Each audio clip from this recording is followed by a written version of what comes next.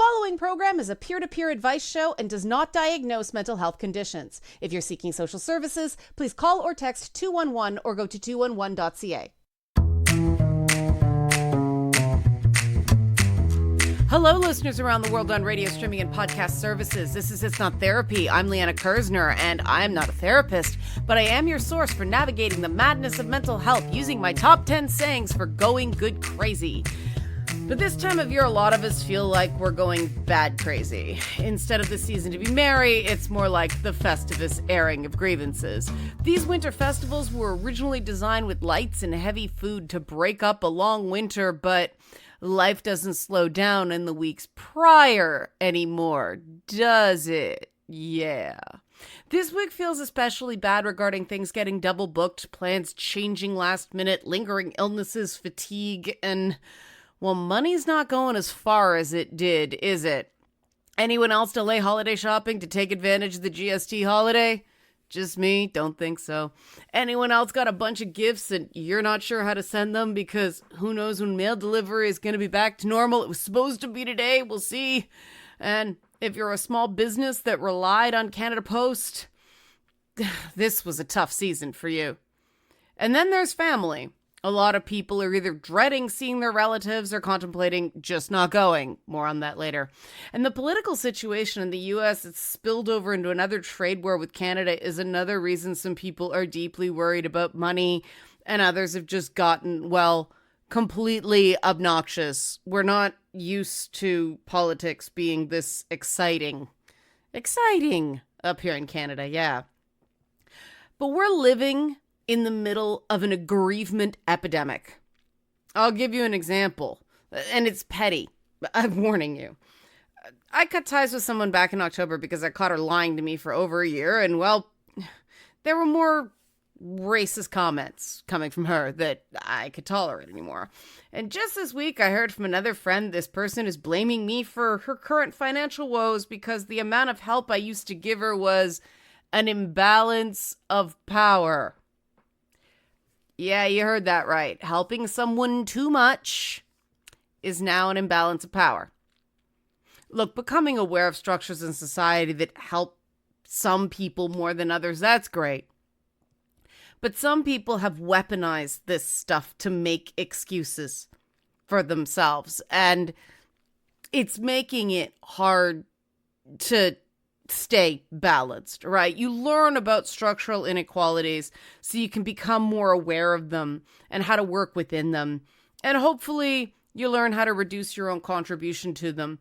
You don't use them to make excuses for behavior that's never okay.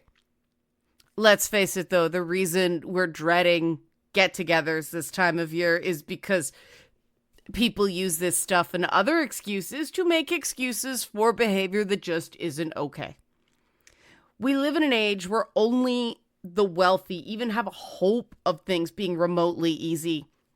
And even the wealthy, they struggle with addiction themselves. They struggle with family and friends and spouses who have addiction and mental health challenges. There's been this weird uptick of people getting very, very insular, right? I heard somebody say they were glad they didn't have friends of different races recently because they thought it sounded awful. Yikes.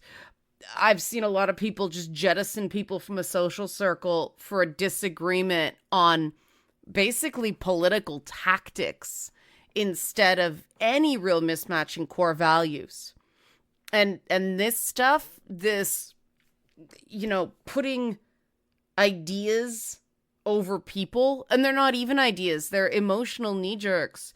It's led to people feeling lonely and scared, even when they're among people they consider friends.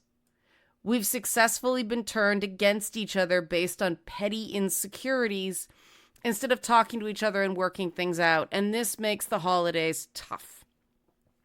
Meanwhile, society does its absolute best to strip away our boundaries with hustle culture and people revering guys like Elon Musk who pride themselves on overworking people for 80 hours a week for crummy pay.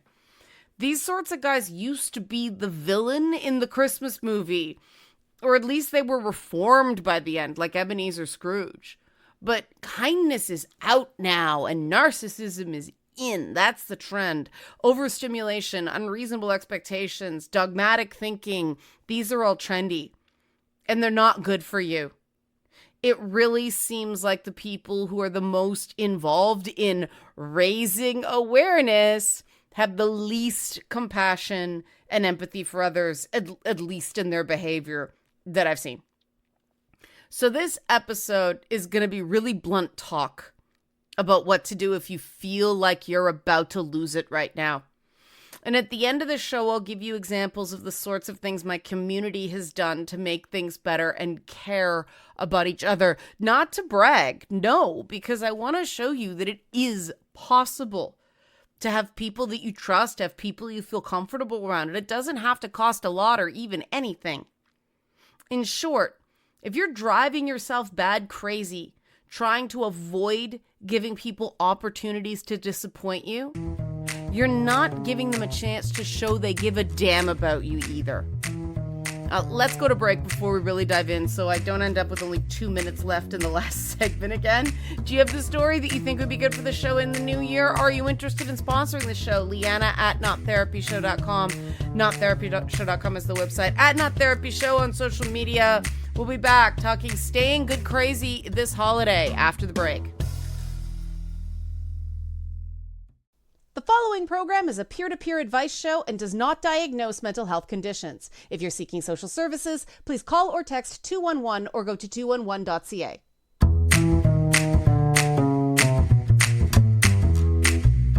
Back on It's Not Therapy, I'm still Liana Kersner, still not a therapist, still talking about what to do if you feel like you're losing it right now, pre-holidays. And before I get into, what we were talking about before the break, real talk, I want to share what happened to me over the weekend because I didn't enforce my boundaries properly. All right. I want to bow my head and say I messed up as an example that I'm not telling you to do anything I don't struggle with myself. Right. I've talked on the show about having an autoimmune disease before, but this time of year, I'm prone to fainting spells. We don't know if it has something to do with that. Maybe, sure, doctors can't say for certain. It seems to be connected to extremes of warm and cold and eating stuff I shouldn't. Sleep, lack of sleep, and dehydration also factor in. And every year around this time, I try to be tough, and it gets me. I was at a training this weekend. I've been having mild bouts of dizziness for about a week prior. Nothing too serious. Of course, I've been trying to get all the things done too. And I've been having that can't wind down, too much to do form of insomnia. So Friday, the night before the training, I looked up the generic term for this. A members only big box warehouse club retail store. The kind where you can buy jars of olives large enough to make martinis for an army. Those. Going into one of these just threw me right off. It was being exposed to a study of millions of little unnecessary selfish actions. Things like putting carts diagonal in the aisles, people shoving past people, reaching past people, bumping into people, instead of saying, "Excuse me." It was like a video game where the pathfinding of the NPCs went wild. It was absolute chaos. It was like, the old Grand Theft Auto days back in the day where everything just went bananas.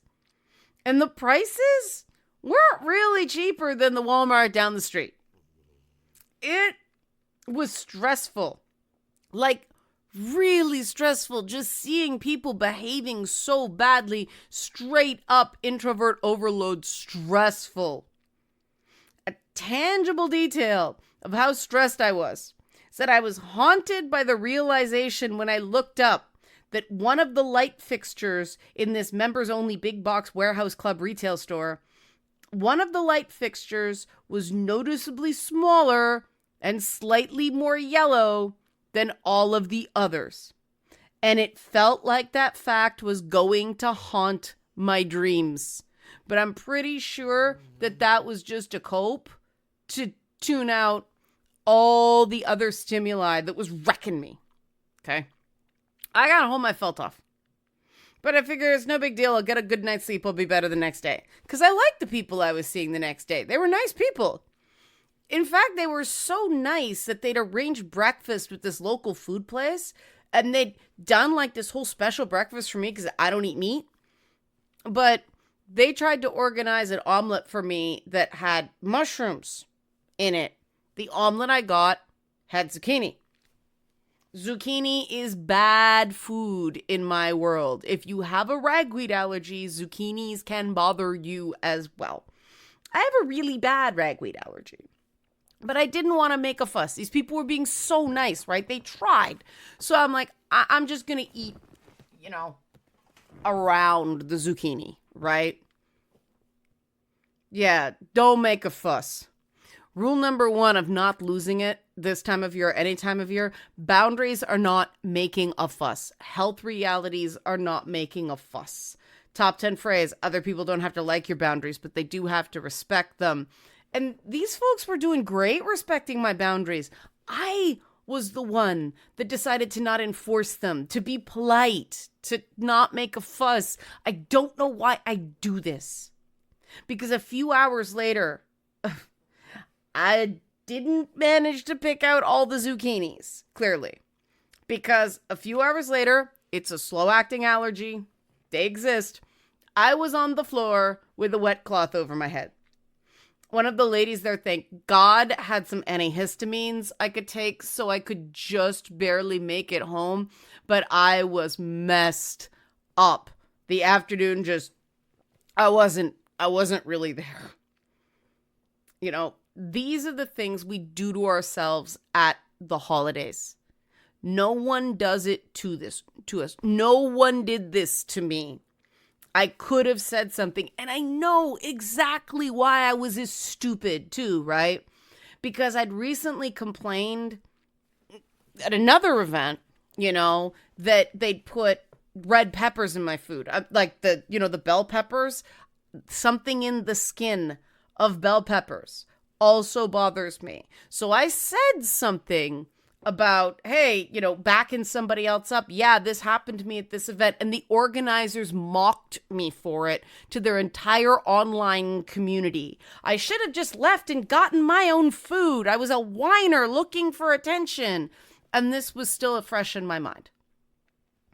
And yes, I'm aware that this is terrible guest services, terrible customer relations, and quite frankly, an awful thing to do to someone.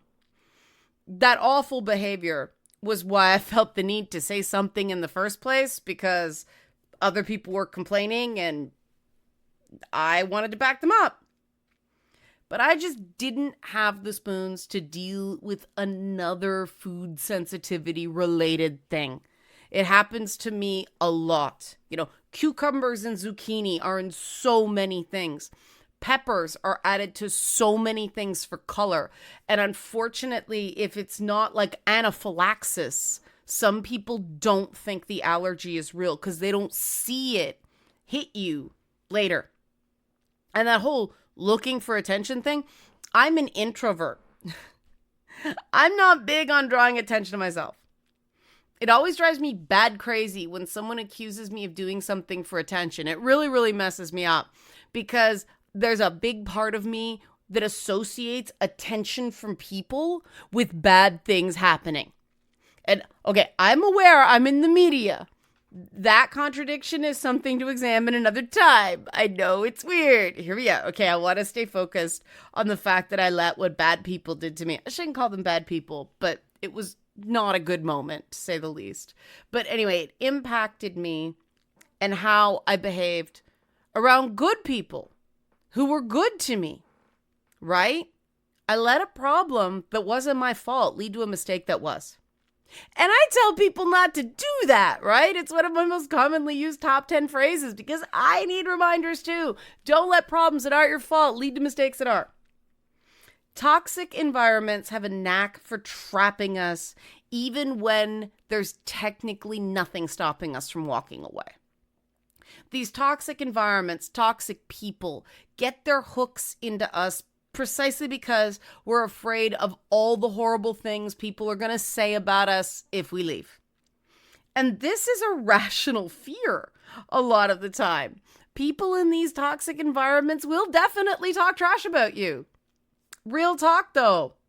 There's no way to prevent that about stuff that's already happened, right? If they've got ammunition, even if they have to twist something totally innocent to get it, nothing you can do about that now. All you can do is deny them more opportunities to get dirt on you. And it's not even dirt, right? It's just them making the most petty commentary imaginable about something you did that was really harmless.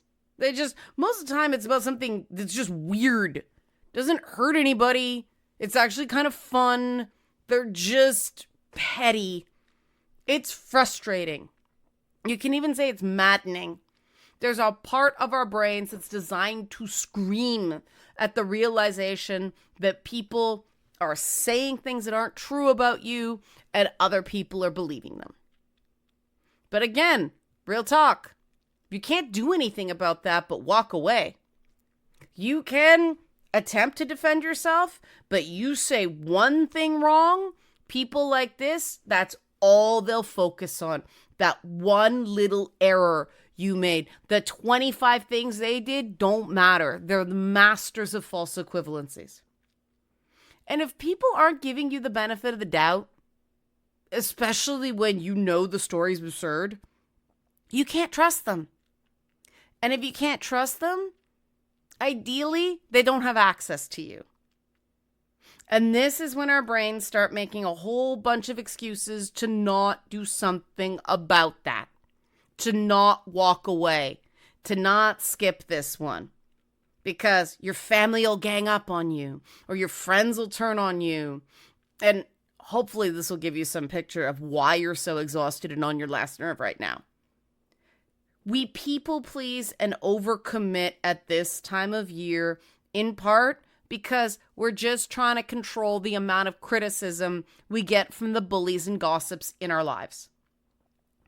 What is it about these reactions that make them so scary? What are we really doing here? What's it really about? How much of it is just habit? There's certain people that can just make us feel like a kid who's being punished again, right? Try to change your thinking on that with this question. Why do these people in your life want you to run yourself ragged? Why are you trying to please people who expect you to do that to yourself? I mean, sure, you want to give your kids a better Christmas than you ever had ever. But if you're irritable and distracted because you're exhausted and overextended, isn't that just replicating the family patterns you're trying to break? Maybe you need to plan a little better instead of just running around out of some sort of duty. Or maybe you're over planning. Like maybe everything doesn't be planned down to the last millisecond, right? Or even the last 15 minutes. So what? You're 15 minutes late. You're a half hour late for something. It's Canadian winter, unless you're listening in Australia. Hello, Australian listeners, but up here in Canada, it's winter. There's weather. Stuff happens. Stop trying to control things you can't control. Top 10 phrase, healthy goals are based on things you can control. And the more you try to control, the less you actually can control. It's not healthy to be dreading seeing someone. This is a circumstance where you have to ask yourself if the good surrounding this person or group of people truly outweighs the bad. If you're only doing what you're doing out of guilt, duty, or habit, is it really worth it? Try this on for size. People should want to see you, not demand to see you. There's a difference between what they'd like and what they expect. And this includes your parents. There are plenty of people who have to work on the holidays because they work at a hospital or they're deployed overseas or they're working emergency services, and these people don't love their families any less. Now, you might be one of those families that holds money over you, and that changes the whole thing, right?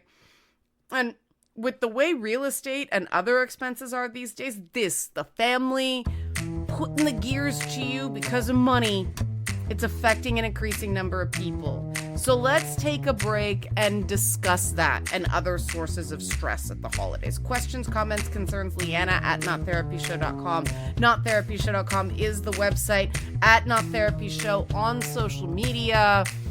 Staying good crazy over the holidays and not choking on your own spit like I just did. Hey, when we come back on It's Not Therapy. The following program is a peer-to-peer advice show and does not diagnose mental health conditions. If you're seeking social services, please call or text 211 or go to 211.ca.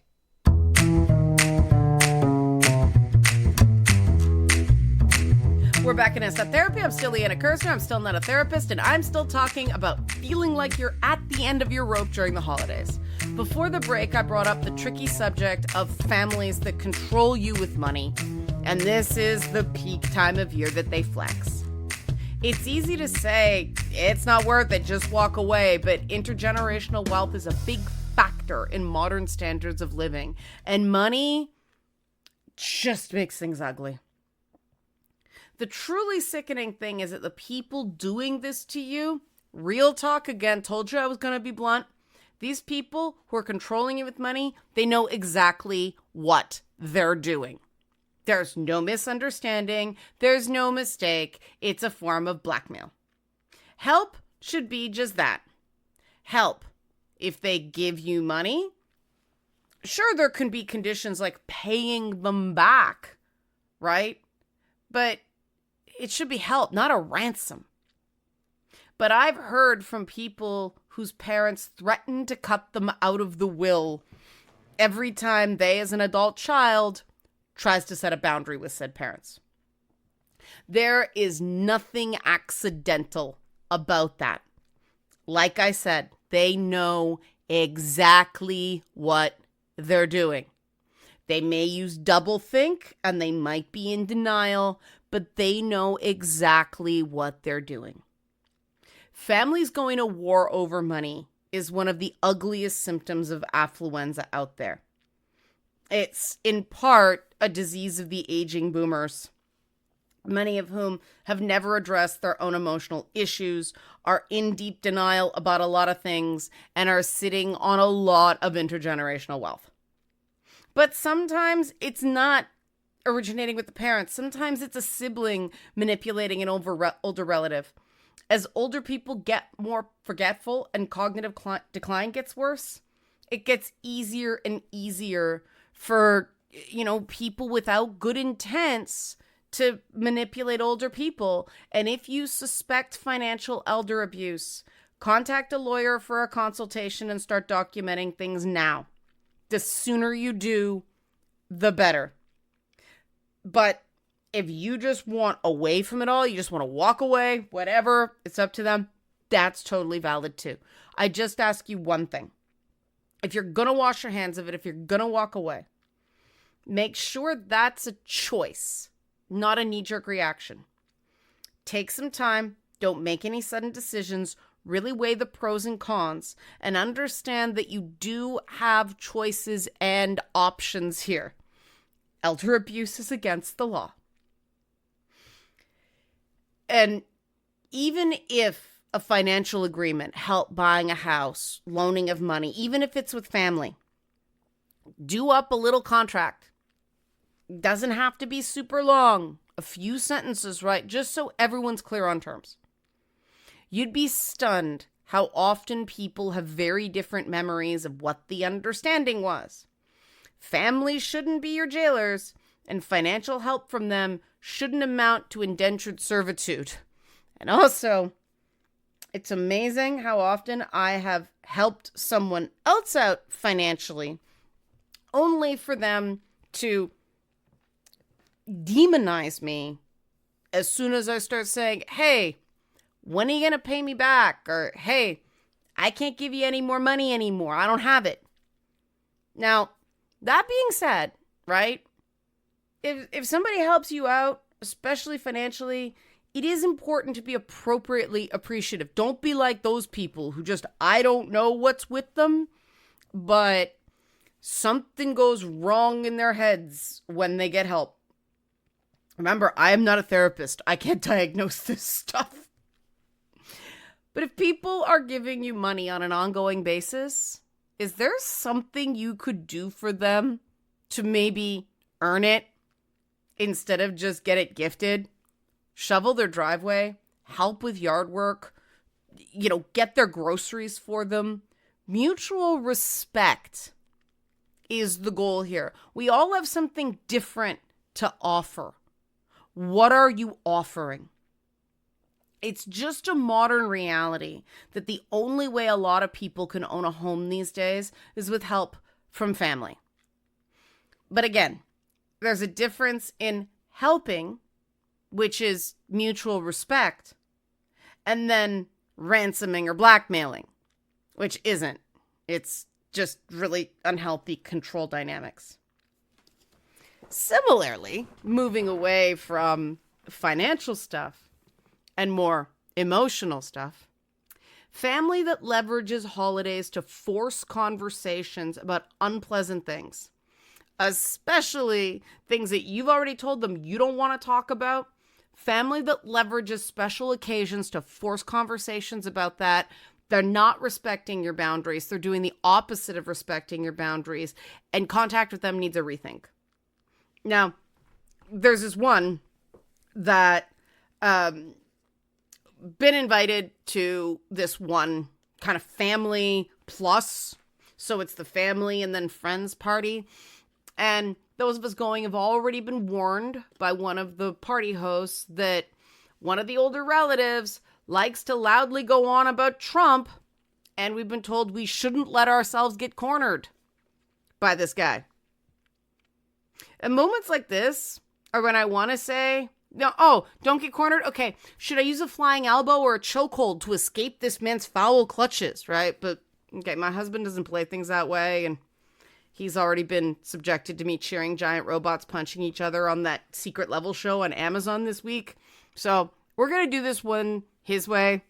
I'm going to, dispense with the pointed snark. But that's how I like to, don't let them do this. Now, this is me using humor to raise a point. How are you, as a guest, when it's not your home, it's not your party, and it's certainly not your family, supposed to not let someone engage you in unpleasant political talk, right? Why is this problem relative not being told, hey, don't bring up Trump to my friends, please. People are allowed their views. He's the U.S. president, not a Canadian politician. This is Canada, right? There's no way to know why that conversation's not being had. But party hosts, take note. It really is poor form to make that kind of thing the responsibility of guests instead of that being your problem as the host. I honestly, as somebody that does community management, if more families actually cracked down on the family's drunk, obnoxious uncle type, the drunk, obnoxious uncle type would likely be a lot less obnoxious. And uncle, in this case, a gender-neutral term. There are plenty of female relatives as well who are obnoxious. Just don't create an environment where the bullies win. Please, it is possible. Now, what if you are the drunk, obnoxious uncle type? What? Yes, sympathy for that guy. Guy being a gender-neutral term, right? If you tend to not be able to stop yourself because things in the news just make you so angry, right? Ease up on the news, okay? Ease up on social media, especially Facebook and YouTube. Oh my God. Turn off that current events podcast for a couple weeks before you see people who may have mixed political views. Just detox, right? I know Canadian politics is even trying us in that regard lately. Wow, this week. But really, you want to keep your conversations centered on shared core values, not politics or criticisms of public figures. And for God's sake, keep talk of the various wars going on in the world. Keep it out of your mouth, please. No one needs a lecture on what countries Pepsi does business with, for instance. Like, just because the whole drunk, obnoxious uncle has that kind of conservative sheen to the stereotype, it doesn't mean that people with very strongly left-wing politics, or even some centrists, can't be just ridiculously obnoxious because they don't know when to drop it. And if you're gonna drink, this is so much more important because your ability to read the room reduces and your impulse control declines. Don't be that guy. Everybody just grits their teeth around that guy. And again, that guy, gender neutral term. If you can, if you're one of those people who it's not booze that does it, right? It's not the edible you got from your friend. It's just the stress. If you're just stressed and exhausted and it turns you bad crazy, plan out the next couple weeks so that you're not just exhausted come that holiday dinner. I know, easier said than done. This is why I told that story about me ending up horizontal on the floor on the weekend. But you don't know how much better you can do if you don't try. It's like that Pink song, you know, na na na na na. I won't sing it. Okay. Yeah, that's on the radio a lot. I don't know why that particular Pink song. Gotta get up and try. Anyway, if you do get cornered at that Christmas party, here's a little tip, because you're like, I don't want to talk about this. Why do you think that is a great, safe response to someone who's being overzealous on politics? Top 10 phrase: listen twice before you talk once. Asking why questions. What makes you think that? Why? I mean, people, that's a contentious view, right? Like, just let them talk. Just let them talk. You don't even really have to listen, because that type, they just want to blah, blah, blah, right? And if you really can't take it, if you cannot stand it anymore, use the zucchini method. Just imagine you're feeling really sick and just race to the bathroom. Because as somebody who has had that happen for real, because I try to pick things like zucchini out of my food instead of just eating the food, that kind of thing changes the dynamic real fast. People suddenly don't want to talk to you about contentious things when they think you might puke on them. This stuff, again, Christmas, are you doing it because you have to? Or are you doing it because you want to? Too much wrapping? Left it till last minute? Do gift bags. They're not that expensive at the dollar store. If you can't get that last gift, wrap up an IOU with the expected delivery date, especially this year with the Canada Post strike. Trust me, people will understand. A lot of people are like, yay, extended Christmas, right? A friend of mine and I are notorious about our gifts for each other getting delayed for one reason or another. This year, I had her gifts ready way in advance. Postal strike, right? We laugh about it. We don't really care. It's become our thing. It doesn't mean we don't try. This just happens. My family even did IOUs when I was a kid. And I don't know if it's because they had to stretch a budget or whatever, but it was just normal, right? Yeah, okay, Santa can't do IOUs, so prioritize. But, this year my husband said he wants lasagna for Hanukkah. I'm not going to second guess that. A lot of people would be, oh no, I got to get him something. No, I'm going to make him lasagna. Why lasagna? I didn't ask. I mean, maybe because my friend keeps punking my husband by sending him DVDs of Tom Baker's seasons of Doctor Who. It's a long story. It's retaliation from candy corn. The point is, people aren't going to care if everything isn't like Martha Stewart perfect, so long as it's a nice time. You know, you can be Snoop Dogg, not Martha Stewart, right? Just nice time, lots of food, chill, people behave. Do you remember what you got for Christmas every year? Probably not, right? Do you remember the nice times? Yeah, there's quite a few memories in there, right? Oh, that was a really nice time, right? And are you traumatized by someone acting badly? Maybe just once? Maybe repeatedly? Yeah, likely that's why we're talking about this, right? So where are the priorities here, really? Right? Is it to keep yourself on an even keel so you're not that guy?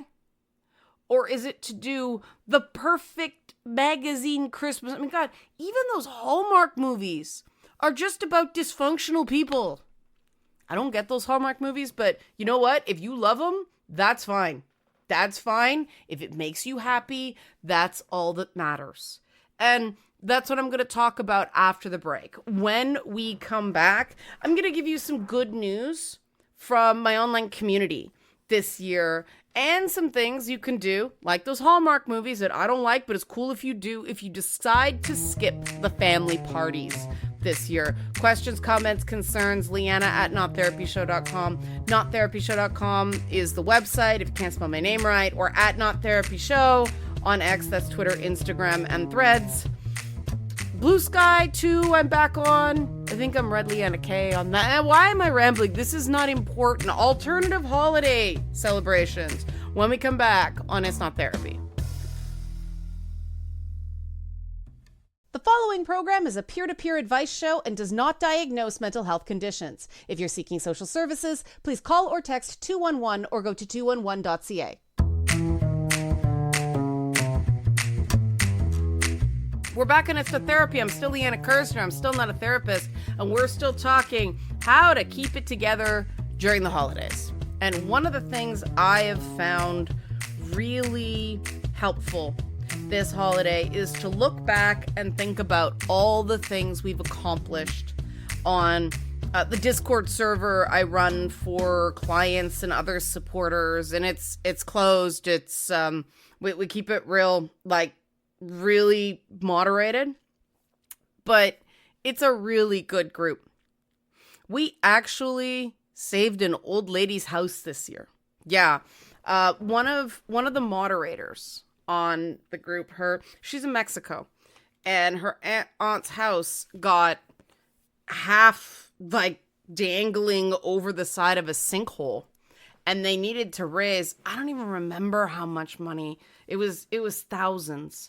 But, they had to raise it in a certain amount of time or they were going to demolish the house. There's only so long they can have it dangle there. It's dangerous, right?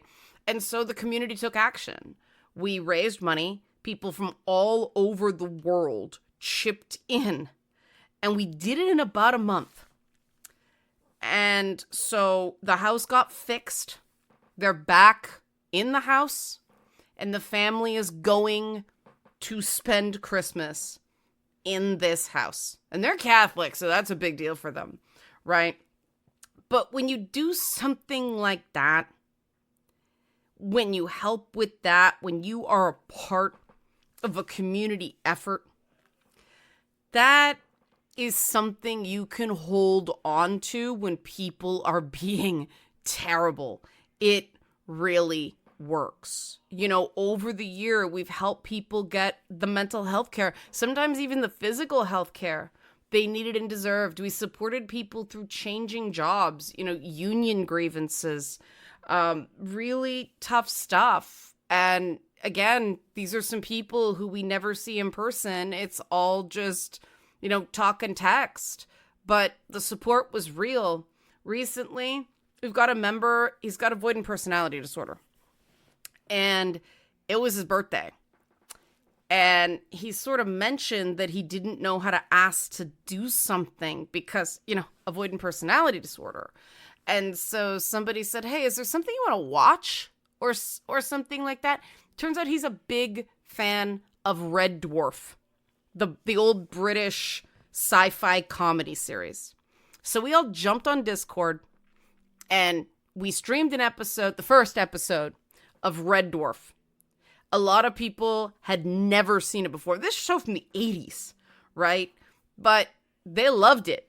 And he was thrilled because people were doing something for him. It was really powerful. And now people know the amazingness of the cat from Red Dwarf.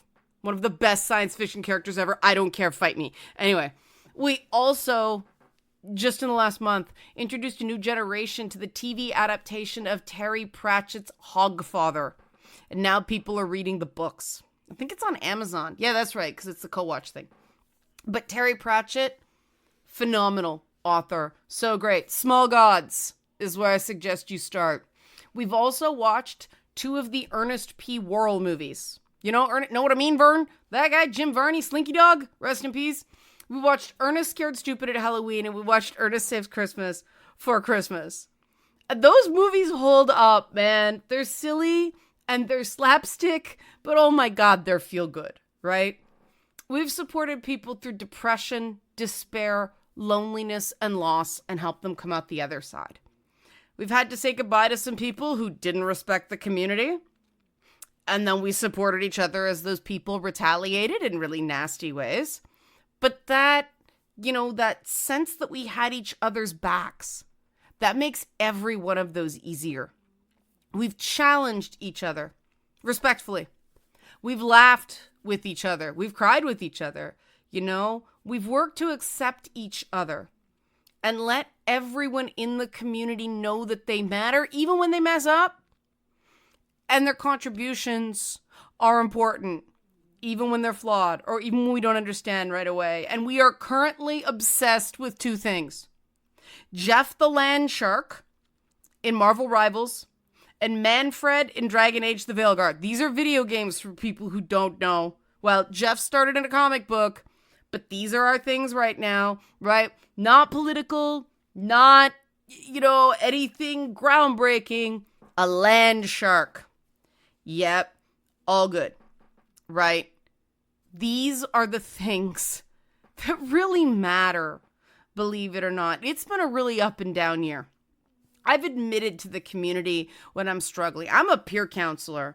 I don't need to have all the answers. Therapists shouldn't have to have all the answers either, but people too much pressure on them.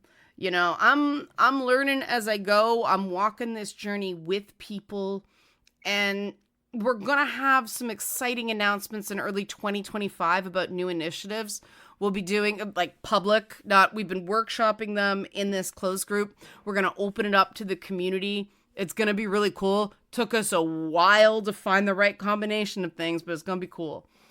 And that's the thing, right? You don't have to do things the way everybody else does them. And that's really important to keep in mind this time of year and all times of year. I talk about going good crazy because I reject normal. If you'd rather skip Christmas this year, Christmas, New Year's, Boxing Day, all of it, just skip it. Americans are like, what Boxing Day? It's okay. Go for it. Read a book, Small Gods by Terry Pratchett. Play a game. Watch a movie. Play a game with Jeff the Land Shark. I'm pretty sure Marvel Rivals is free to play. Anyway, read a book, play a game, watch a movie, put on some music, just go people watch, go sit in a coffee shop, sleep, catch up on sleep, right? Whatever, right? I watch Attack of the Clones every year while I make the holiday meal. Now, Hanukkah starts the same night as Christmas this year. That never happens, so I may have to delay the big Hanukkah dinner we have this year. But yeah, every time I'm doing it, I watch Attack of the Clones. Why? Because it's delightfully terrible. It's a movie I hated when it first came out. Yes, I will admit it. I was one of those angry fans. And I put it on now because over the years, it meant less. Right? This is a goofy movie. And some of the dialogue is terrible. And the acting is hammy. But you know what? It's a comfort. It's a ritual. It's something I can do that I can control every year, and it makes me happy. Top 10 phrase, healthy goals are based on things you can control. And the Doctor Who holiday special is going to be an event in my community. We've already got set up like a watch party. It's like the 28th, 29th, something like that. Anyway, Doctor Who, Nishutigawa, gonna be fantastic. Penelope from Bridgerton is in it this year. Come on. See, these are things you can control. These are things you can look forward to. If your family's making you miserable, if you're not feeling certain friends right now, sit with it. Make sure you're being fair. Make sure you're setting boundaries, which is about what you do, as opposed to trying to control people, which is, trying to control what they do. But being alone is a valid choice. I got into trouble because I didn't take enough alone time. Introvert overload's real. That, what the heck did I call it? Something box, retail store, members only big box warehouse club retail stores. Right. With that one little light fixture. That one light fixture in a members only big box warehouse club retail store. It was smaller and it was yellower than all the others. And this is like commercial space, right? Like, why was the one so tiny and yellow? What was going on? See, it's gonna haunt me, right? Me coming here and being weird in public, it's a choice. I stand by it, Being with people is a choice. Being alone is a choice. And loneliness is something you can do something about. We talk a lot about the loneliness epidemic, but we don't talk about how to overcome it nearly enough. Because it involves offering just a bit of yourself. One of the things in the training we learned over the weekend, shout out to Lip Lady Canada at the 400 Market, before I passed out. They were great about it. One of the things we learned is that being a bit vulnerable, giving a bit of yourself. This is a sales thing, but it works in life too. And she actually pointed me out about, yeah, you do this. I'm like, yeah, I do. It's part of my job, right? You give just a bit of yourself.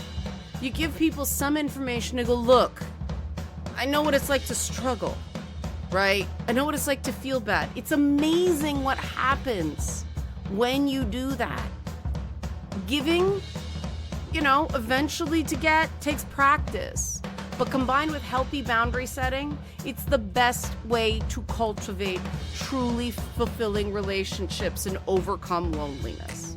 And that's my last show for 2024. The next couple weeks are going to be reruns because, people are getting the time off. So see you in the new year. Questions, comments, any feedback, Liana at nottherapyshow.com, nottherapyshow.com, at nottherapyshow on social media. See you in the new year. Remember, your crazy is only a problem if it's hurting you. Happy holidays.